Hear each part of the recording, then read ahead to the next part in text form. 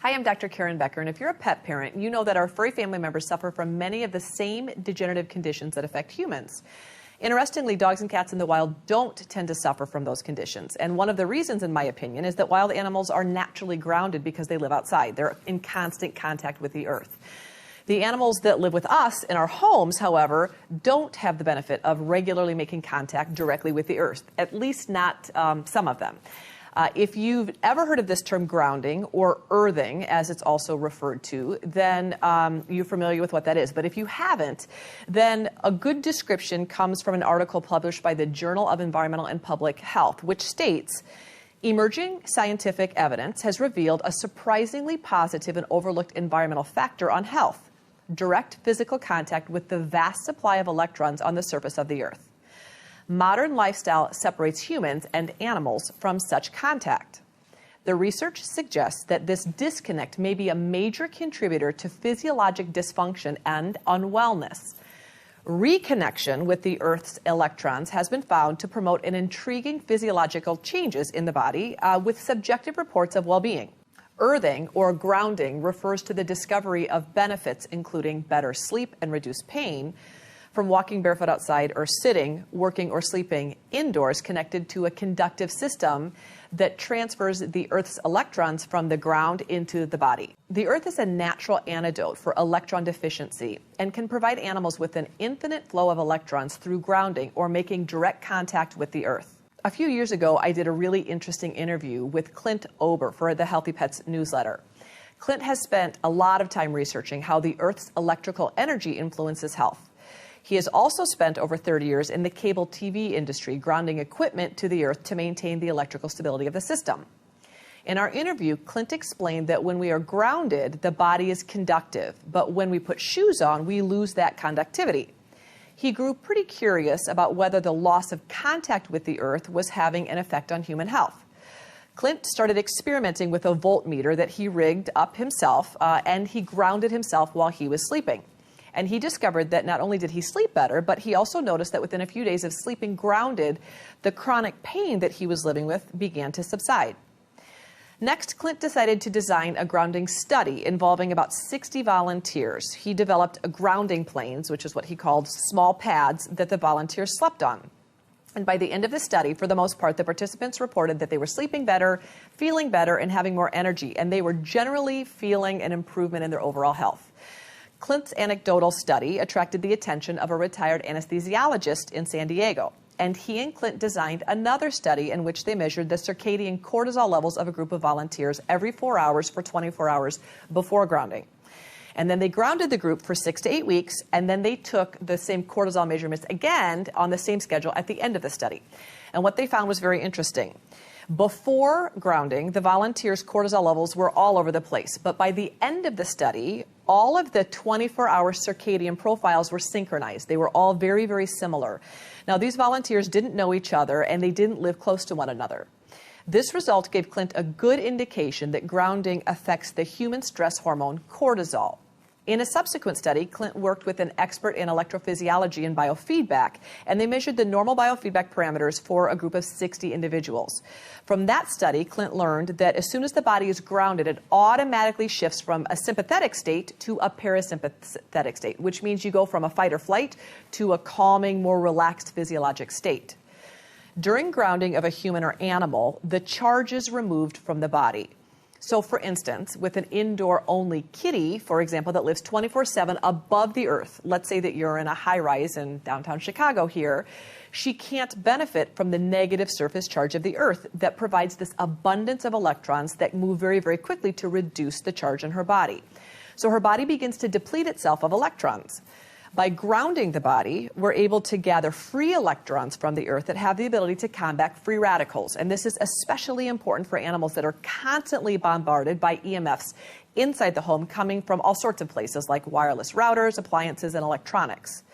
I liken it to pouring water on fire, and fire is oxidation. And when we connect the body to the earth, the result is, of course, a reduction in pain.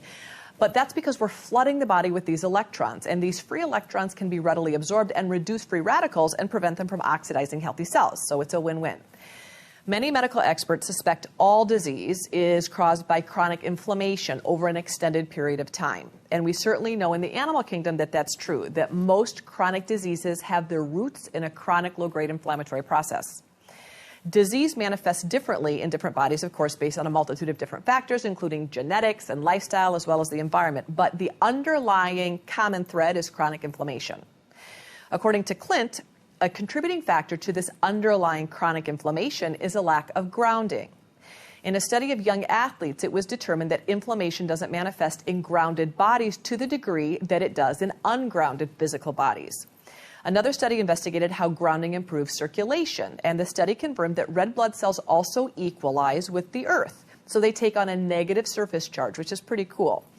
An example would be if you were to take little magnets and put the negative ends together, they naturally would repel each other. But if you use the positive and negative ends, then they pull towards each other. And Clint was able to really prove, after about 15 years of research and a dozen peer-reviewed published studies, that grounding or earthing absolutely, positively affects physiology.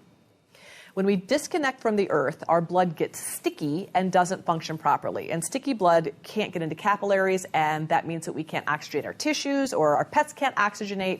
And Clint really believes that this is another underlying cause of chronic inflammation, is we just can't oxygenate, or our pets can't oxygenate themselves as they would in the wild. As Clint pointed out in our interview, in 1960, 90% of visits to general practitioners were for acute injury, like infectious disease, you got sick, or childbirth. Today, a whopping 95% of all visits that we go to the hospital for or the doctor are for stress-related or lifestyle-induced disorders, meaning something is interfering with the body's ability to maintain normal health or balance. Now, this is very true with pets as well. Veterinarians will say 50 years ago, they were having acute injury, dogs that were, injured or hit by cars, or animals that caught an infectious disease. But now ask any veterinarian you bump into, and really all we're seeing, unless you're in an ER practice, is chronic degenerative disease. It's rampant. I would say epidemic. Now, city-dwelling pets are particularly challenged for grounding, and it's difficult to find a park where you can take your shoes off safely, and actually difficult to find a park where you can safely take your shoes off and walk with your dog to have the benefits of earthing, which means basically feeling the earth on your feet directly with no shoes, no socks, just you touching the earth. Needless to say, pets living in cities, and especially in high-rise buildings, also rarely or never have the ability to ground. To get the most benefit from grounding, ideally, you need to find a spot outdoors that you and your pet can regularly visit to just sit on the ground, or walk, even better, but at least even stand with direct contact with the earth.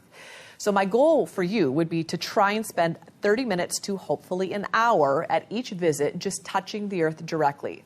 The first thing that will happen if you pay really close attention, now it's subtle, but the most important thing that you can notice is that your blood, of course, will normalize, which can sometimes result in a little bit of facial flushing because of the increased blood flow.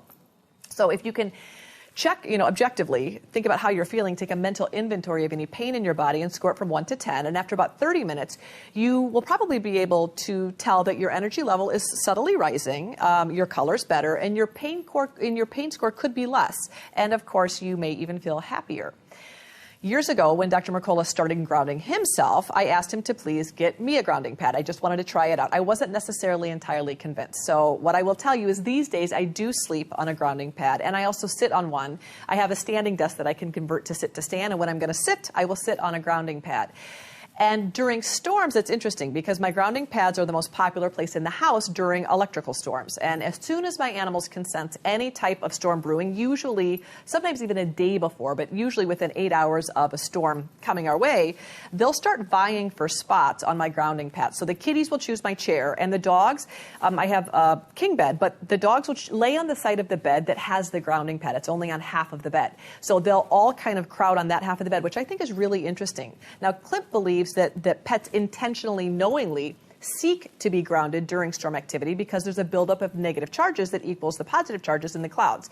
And there's this phenomenon, Clint explains, called, when lightning happens, called flashover, which means the strike takes the path of least resistance. Well, if you are well grounded during a lightning strike, it means that you could be hit, but you'll have this flashover occur. And Clint really believes that animals know this instinctively.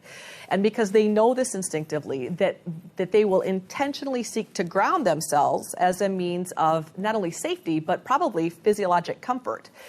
Now, animals don't need double-blind, placebo-controlled studies to prove this. And you and I both know that the power of the wisdom in nature is oftentimes innately found in animals. So I put down a grounding pad.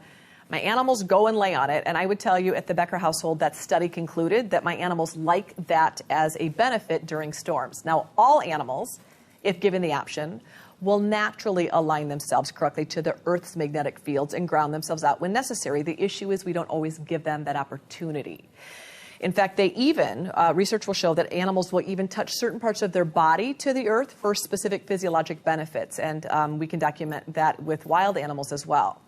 So if you have an indoor-only kitty, or if you live in the city and your pet never really has the opportunity to go outside and put his or her paws directly in contact with the earth, I do recommend that you invest in a grounding mat like Dr. Mercola's Earthing Universal Mat with Cover. Grounding pads can actually be tremendously beneficial for pets with noise or storm phobias as well as for pets, senior pets that rarely or never go outside anymore, or for pets that have chronic pain.